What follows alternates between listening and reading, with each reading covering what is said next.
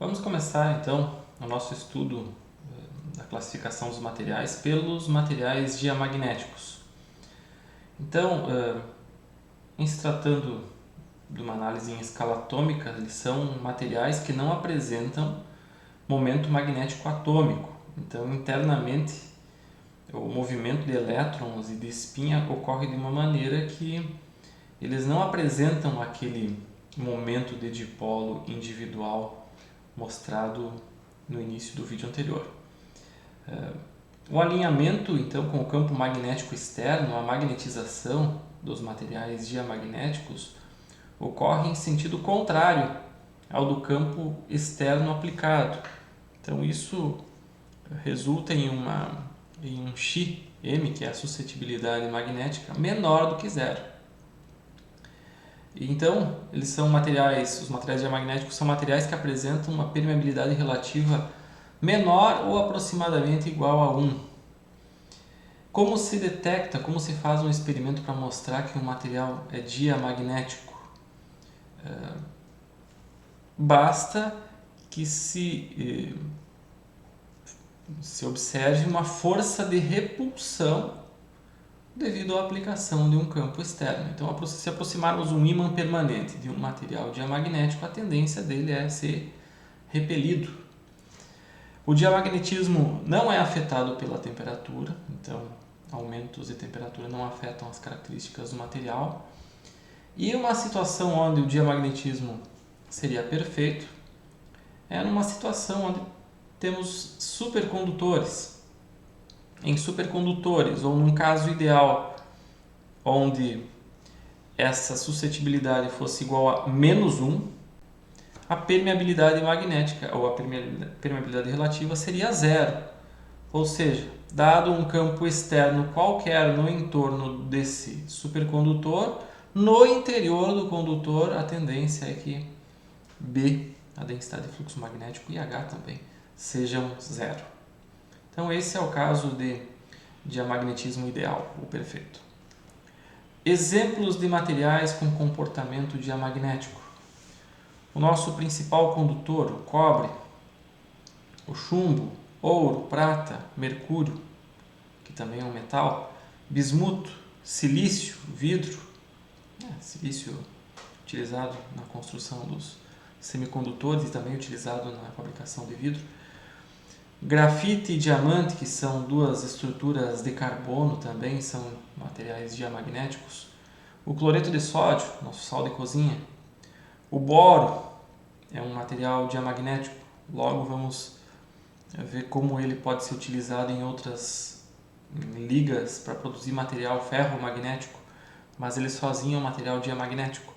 E a água também, devido à sua estrutura atômica, com 2 átomos de hidrogênio e 1 de oxigênio, também possui um comportamento diamagnético.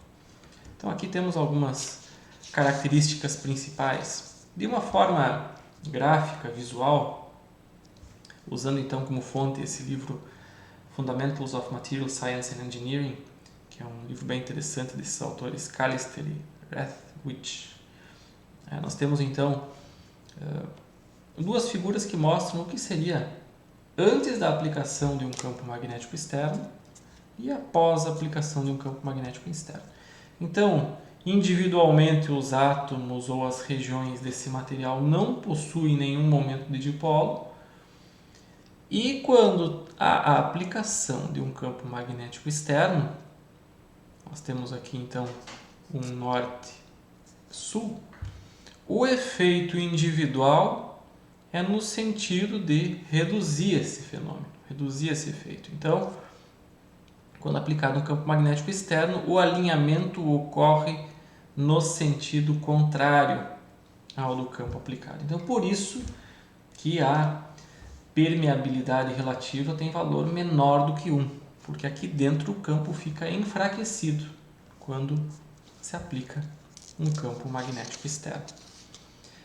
Se nós traçarmos uma curva relacionando a densidade de fluxo magnético com a intensidade de campo magnético, só tratando aqui do módulo desses valores, quando a permeabilidade relativa é igual a 1, nós temos uma situação que é a situação do espaço livre. Então, quando μ relativo igual a 1, nós teremos um μ0 aqui. Isso aqui seria então o vácuo, ou espaço livre.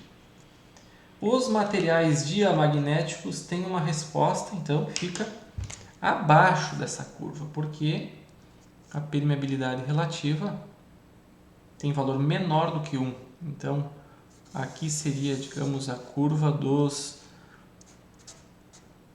materiais menor ou aproximadamente igual, né? Coloquei aqui mais afastado para ficar mais claro esse fenômeno. Mas aqui então teríamos os materiais diamagnéticos. Então, dada a aplicação de um campo magnético externo devido a uma corrente nas redondezas desse material, a densidade de fluxo magnético no interior vai ser um pouco menor do que a do espaço livre, né? Esse fenômeno de enfraquecimento de campo no interior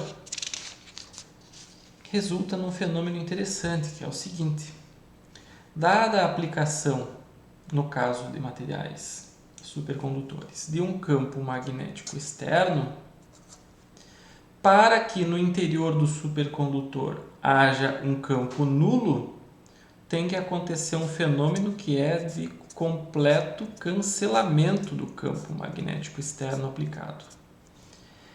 E isso resulta em um norte-sul produzido pelo supercondutor. Então, se aqui nós temos um norte-sul apontando para cima, e nesse supercondutor surge um norte-sul devido ao diamagnetismo apontando para baixo, surge uma força que é de repulsão. Então, vai surgir uma força nesse material aqui, tendendo a empurrá-lo para cima. Isso não acontece quando o material não é um supercondutor.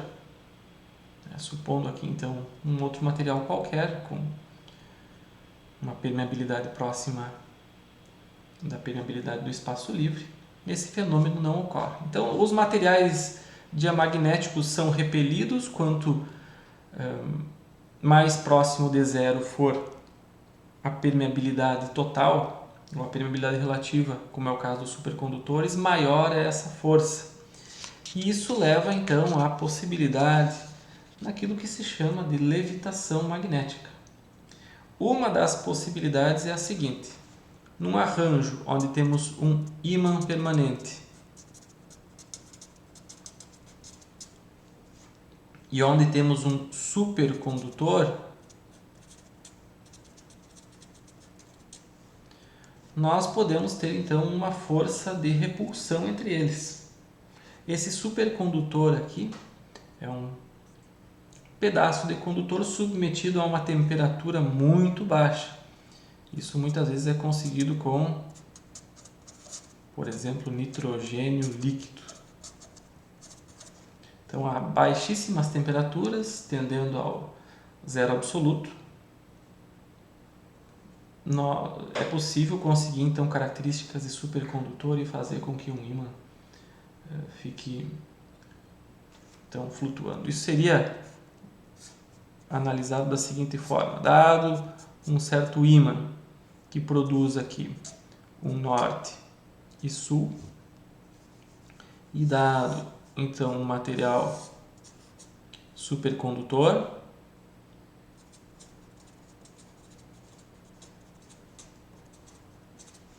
que responde no sentido contrário ao campo magnético externo aplicado. Então, esse supercondutor tende a cancelar o campo magnético no seu interior, produzindo um norte e sul.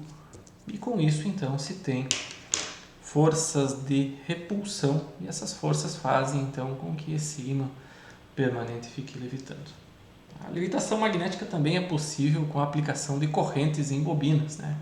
Se nós conseguirmos aplicar correntes em bobinas, em estruturas de tal forma a produzir polos magnéticos iguais numa determinada região, nós temos também a força de repulsão.